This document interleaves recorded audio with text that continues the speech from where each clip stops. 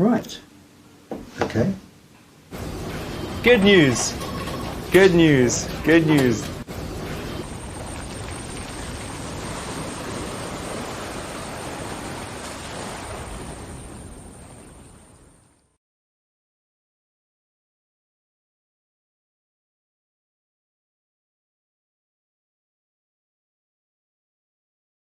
The Republic of Mike Graham on Talk Radio. And now time to say a very good morning to Mr. Peter Hitchens. Peter, how are you doing?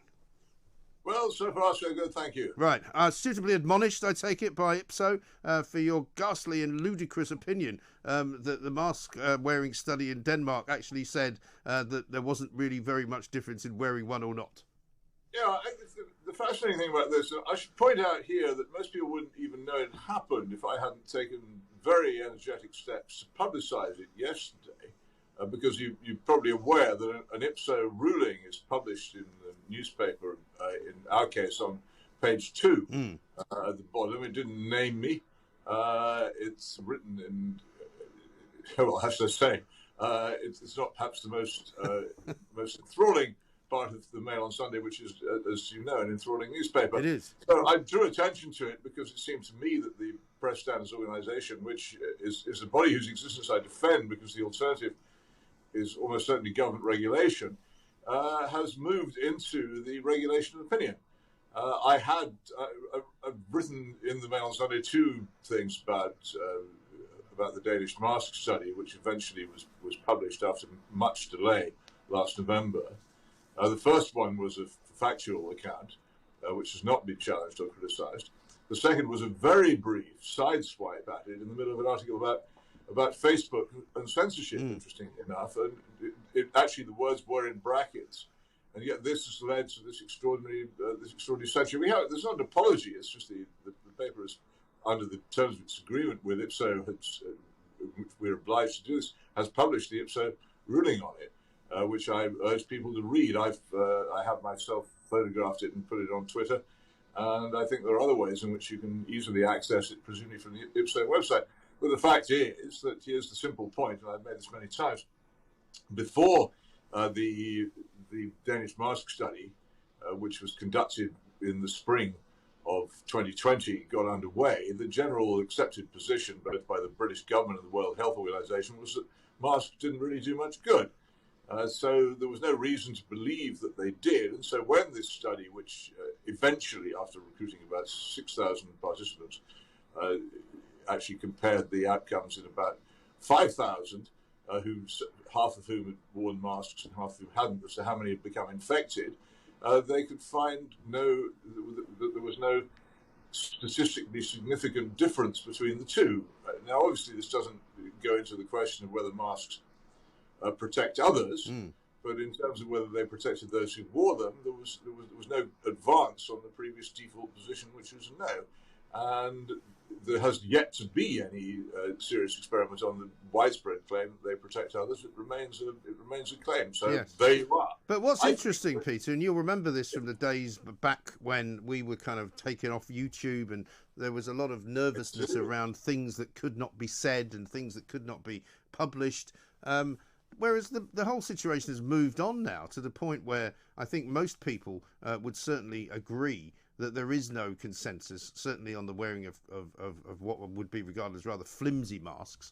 And certainly the fact that the government has said that there is now no longer a legal requirement to wear one would suggest that it doesn't really help, wouldn't it? I don't know. For instance, in various parts of the United States, there are now renewed campaigns after the mask decrees were dropped there for them to be worn again, and I would not at all be surprised if that happened here after whatever statistics are produced later on this month or in September. So don't necessarily assume not. I've always thought that the mask issue was very little to do with the technical evidence of their usefulness, and much more to do with the huge propaganda impact it has of seeing people all around you wearing these masks, of promoting the idea that we live in grave fear and danger, and also giving everybody the opportunity to signal very clearly by wearing something on their face, not just a badge or a tie, but actually wearing something on their face, covering up half their face, declaring that they accede to the government's judgment of this. I think the politics has always been important. That's why everyone's so touchy about it. That's why my criticisms of mask wearing and of the claims that it is beneficial are so furiously attacked. Some of the attacks I get are absolutely virulent and astonishing in their anger and unsuppressed fury. And I just don't think, as a subject, it justifies that. If it's simply about masks, it's about politics. Yes, it's about whether you agree to all this or whether you don't. And really, I've also been tweeting a lot about Jonathan Sumption's fantastic piece about the Jeremy Farrar book in the Mail on Sunday yesterday, which is a tremendously good read because it's so beautifully put and explains what happens to people who think that they're cleverer than anybody else and their ideas are so good that everybody else jolly well has to follow them, which is basically what this kind of society we live in now. And look, here we are. It's 17, coming out to 18 months now, I think, of all this stuff going on. And any sense that we're ever going to get out of it seems to me to be increasingly hard to believe. I've said from the start, you think this is just going to be temporary? I don't know. I wouldn't be at all surprised if we weren't still discussing travel restrictions, masks, all the rest of it next year. And here's another thing. This morning we got a report which actually was carried on the radio of the British Bucket Company saying that that there has been a survey of trains and railway stations showing that there's no evidence of COVID around there. Now, actually, a very similar survey was published in the summer of 2020, and at that time, a parallel survey had been done on the German and Austrian railways. And I wrote about this. It wasn't impossible to find out about. Nobody ever said anything about it. And people have been terrified off trains by the belief that if you go there, some enormous great COVID virus is going to come and smack you in the face. The danger on railways, it's always seemed to me to come from other directions. But anyway, there it is. It's now actually being acknowledged what was already known from Scientific Survey a year ago. Well, yes. I mean, I've found an awful lot of stories like that have happened this year. For example, many of the questions that certainly I was asking and you were asking as well last year have come to the fore. For example, the one last week where it said that about 25% of those people who were counted as having COVID and were admitted to hospital and as a COVID admission had actually gone into hospital for something else and had not gone into hospital with COVID at all and had only been tested once they were in there for some other reason and then declared to be part of those numbers, which led me to say that if there were 34,000 people in January in hospital with COVID because that was the high point of the disease and the infection rate, then something like 9,000 of them had gone into hospital for something completely different. Well, indeed. My only surprise at that is that the figure of 25% was so low. I would have guessed it was probably higher. As we've often said, the place to get COVID in this country is a hospital. Yeah. If you haven't got it when you arrive, the chances are you'll have it when you leave. That's presumably diminished now as well, like everywhere else. There is obviously some sort of relaxation, but how long will it last? And I'm hoping to give blood again soon in this country, which I haven't been able to do since April. I say this country, I mean England. I haven't been able to do since April 2020 because of demands from Mars. I'm hoping to be able to do it soon. I did actually go to Wales to give blood, so maybe the relaxation is there. But I just listen every day for signs that we're going to return pretty rapidly to another form of lockdown. I also worry very considerably. I always do in August. People say August is terribly quiet. I generally work during August because history shows that it's a very important month for major events. The biggest story I ever covered, the Russian putsch against Gorbachev in Moscow in August 1991. August, the First World War broke out in August. So many financial and political crises. So brace yourself for all kinds of things which may happen between now and the next bank holiday. I think it could be if the pro lockdown people get their way, it could even lead to a change in the leadership of our government. Well, I mean, certainly Boris Johnson is playing fast and loose with his majority and his popularity, and he's becoming less and less popular with every day that passes. And so it's an interesting point that you make. But let's talk a little bit more about Lord Sumption, because he was on with Julie Hartley-Brewer this morning, and he made a very astute pronouncement, I thought, in which he said there is more to life than the avoidance of death. Yes. which makes perfect sense to all of us who are listening to that, apart from, of course, the people running the government. But as soon as you say that, then the hordes of fanatics gather around and say, "Oh, don't you care about people dying there?" Yeah, of course. Any kind of discussion of this sort of generation is immediately transformed into a shouting, screaming match of people yelling at you that you don't care about whether people die and you want to see the old die, and all this complete slanderous rubbish which is directed against anybody who and here it is again. You see, it's the intensity and fury of it. I in all my life, whenever I've come up against this, it's always made me think, well, why are these people so furious? And the more you examine their argument, there is a complete congruence between the fury and intolerance of the holders of a position and the weakness of that position. What they are is very worried that people will find out just how weak their position is. So any sign of dissent is immediately squashed with geysers and streams of slime. And that's what happens to people like Jonathan Sumption and to that extent people like me. If we raise these questions, then there are. I'm amazed that he still continues to say it, given the way that he can guarantee to be misrepresented. Yes. Well, one of the comments that appeared underneath that tweet that I put out of his quote was, "Well, he's had his life. He's an old man. Of course, he doesn't care about people's lives." And you go, "Well, that's completely the precise opposite of what he's actually saying. He does care about people's lives, and he wants people to have a proper life." I know, and then there's the guilt by association stuff as well.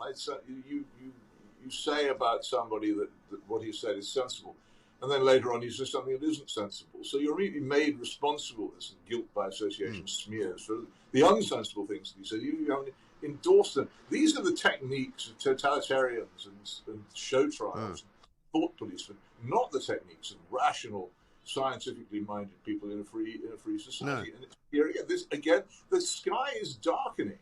The ability to have this is what you do. This is what I do.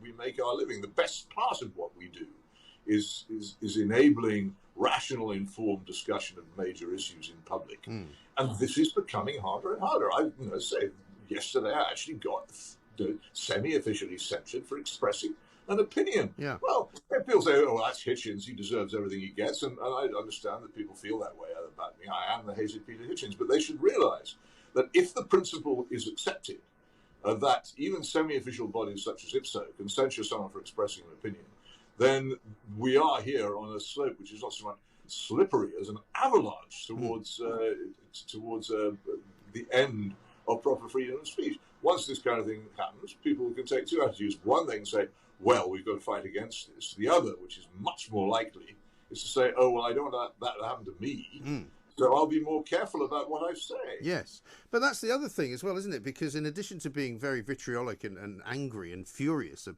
whatever your opinion is, they're also very sure of themselves, or they claim to be, that they're right and you're absolutely wrong, where there is no background or backing for that position whatsoever. But I was going to ask you about IPSO, because we have the same situation with Ofcom in our business, whereby you can broadcast to 1 million people, all of whom listen quite happily and move along and have the rest of their day go and buy a cheese sandwich and sit and watch the cyclists in the park. One person complains and you could lose your job. Now, in your case, I don't know how many people complained, but it's probably just one person who complained about what you wrote, and you are forced then to have a newspaper apology printed. Well, yes, that is how it works. I mean, there's nothing wrong with it in principle.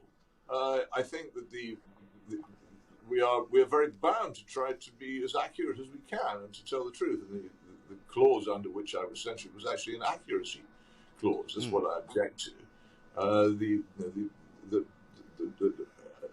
The aspersion was cast that I'd been inaccurate in a factual matter rather than expressing an opinion which is unpopular. But yeah, deep inside me, I'm a First Amendment person. I believe the American system, where Congress shall make no law abridging the freedom of speech or the press, is the ideal position. But we don't have that here. And over many, many years, the voluntary press regulation has developed, and is a shield against the much greater danger of official state regulation of the press, which to some extent is what you face in Ofcom, because ultimately it's a state-backed body. So I'm not.